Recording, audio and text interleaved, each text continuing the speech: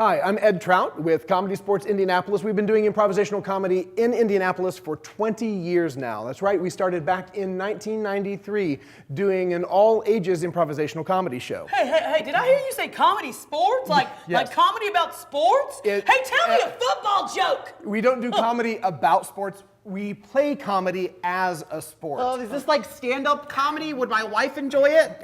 Your wife probably would enjoy it, but it's not stand-up. We do improvisational comedy. So you do skits like on the SNL show? No, that Jimmy Fallon's really cute. Yeah, It's a good show. We're not like Saturday Night Live. That's all sketch comedy. We do improvisational comedy. We get audience suggestions. You make stuff up? You make it all up? Yes. Actually, the easiest way for you to understand what we do is we will just take you to a match. Oh. Okay, invitation accepted. And as duly designated representative of the art of the matter, I am your eyes and ears. I'm taking your eyeball out, Jolly Green Giant. Try that on for size. I'm arming a tank. Try that on for size. Something in me says this flurry of chaos and color is what the universe must have looked like moments after the Big Bang. By the moon. By the moon. And the stars. In the sky. In the sky. I'll be there. Here's the setup. Comedy Sportz features two teams and a referee. The teams play a match, which consists of improv games fueled by audience suggestions.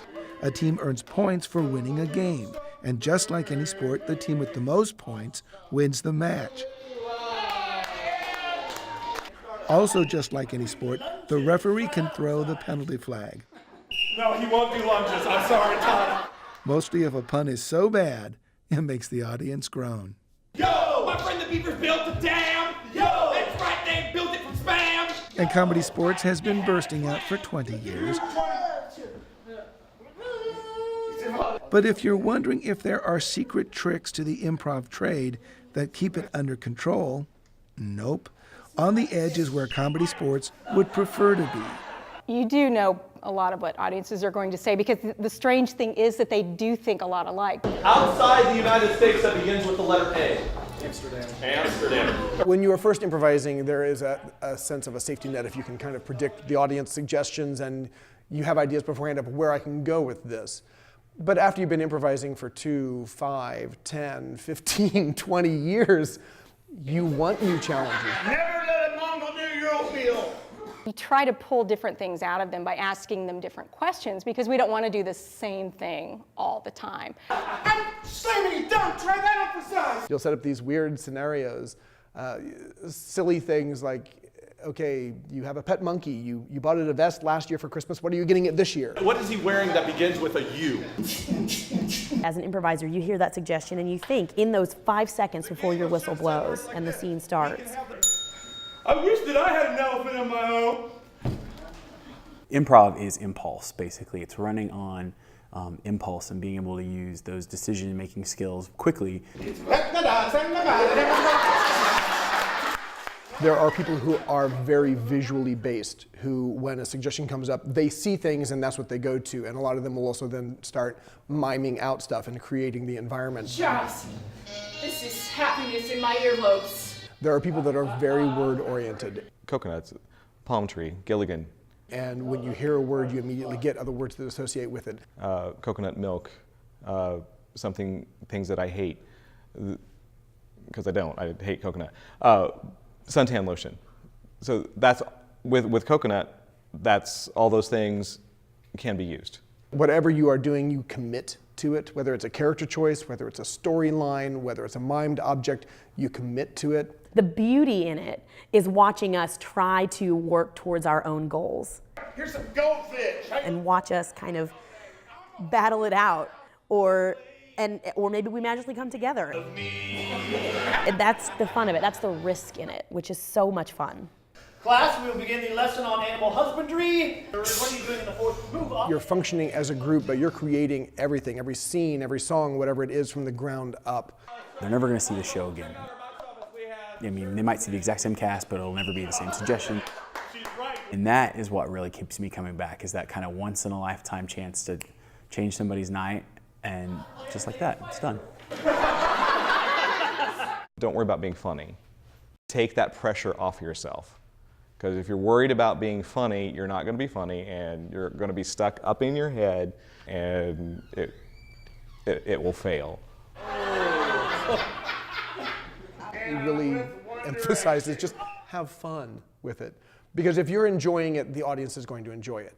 It's work, but it should be really enjoyable work. Comedy Sportz offers classes in improv for those who want to give it a whirl. You learn how to, accept your mistakes. You learn how to spin those into a positive. So if you're in a business meeting or something like that, how you instantly show your personality. It's time to go back to row 4. With improvisation, with theater, it's therapeutic. You can work all that stuff out, and you can work all of it out in a situation where there is no judgment. Because you're up there, you're doing stuff, and your teammates have to accept what you do. There is no wrong in what you're doing. And I think to tell people that is wonderful, wonderful for them. The Harlem Shake is now available at McDonald's. There have been people that have said to me literally, I don't know where I would be if I had not found this, because there can be an emotional release for people.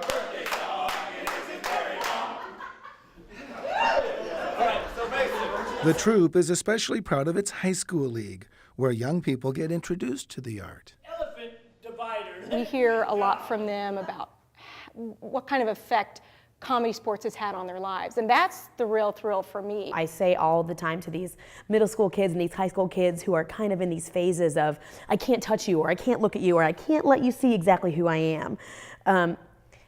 Improv makes you do away with all of those kinds of hang-ups that you have about yourself, and it forces you to connect with people. It's so complicated, but it's also so simple, because, A and B are doing a scene together about a cupcake. But really what the scene is about, it's not about the cupcake at all. It's about their relationship with each other and how they feel about the cupcake. It's not just, we're having a scene about this. It's about they're having a scene together and looking at each other. And if you're mad at somebody, it's hard to have a scene with them about a cupcake if you're mad. We can't be mad at each other now. We just had a scene about a cupcake, You know what? Comedy is serious business. It has changed my life, and I do agree with that. Improvisation has given me the courage to do things that I normally wouldn't do. For me, improv is just a way of life. We pay attention to each other. We accept ideas from other people. We look out for each other as a team, committing to what you're doing, enjoying life. If you can get those going in your day-to-day work and day-to-day life, it makes you a happier, more productive, more user-friendly person, because you're not there just for yourself. Improv is all about accepting. It is the most wonderful family of people